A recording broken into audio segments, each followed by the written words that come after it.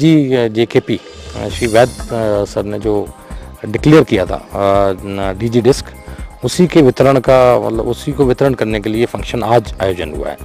ये दूसरा फंक्शन है। बुरहान वानी का जो बरसी थी 8 तारीख को और 13 तारीख को फिर 1931 में जो हादसा हुआ था, उसको लेके जो ये 8 से 13 तक काफ़ी हमारे पास इनपुट्स भी आ रहे थे कि भाई काफ़ी मतलब लार्ज स्केल पे अटैक्स होंगे और दूसरी चीज़ें होंगी, लेकिन उससे ज़्यादा हमारी फोर्सेस पहले से तैयार थी और यहाँ की जो लोकल जनता है वो भी एक बार मेंटली सारी चीज़ें समझ चुकी है और वो भी तैयार थी कि लार्ज स्केल पे कोई भी चीज़ें करना का मतलब वायलेंस करना का कोई फ़ायदा नहीं। सिचुएशन तो अभी काफ़ी चेंज है, मतलब उनके आने के बाद मतलब ये जो बरसी हो गई और सभी को पता चल गया है कि वायलेंस से कोई फ़ायदा है नहीं और अच्छी तरीके से निपट भी गया। नॉर्थ कश्मीर में मिलिटेंट्स के जैसे सभी आप लोगों ने पहले ही बताया हुआ करीब 125-150 मतलब मिलिटेंट्स अभी मौजूद हैं, फॉरेन मिलिटेंट्स हैं। यहाँ लोकल मिलिटेंट्स बहुत ही मतलब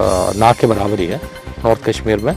और ये सारी चीज़ें पुलिस फोर्सेस और दूसरी सिक्योरिटी एजेंसी सीआरपीएफ और आर्मी वगैरह लगातार हम लोग ऑपरेशंस ही करने में नहीं लगे हुए हैं। रादर हम लोग सभी जनता को भी समझा रहे हैं, सभी लोगों को भी समझा रहे हैं कि भाई पीस में ही सारी चीज़ें हैं।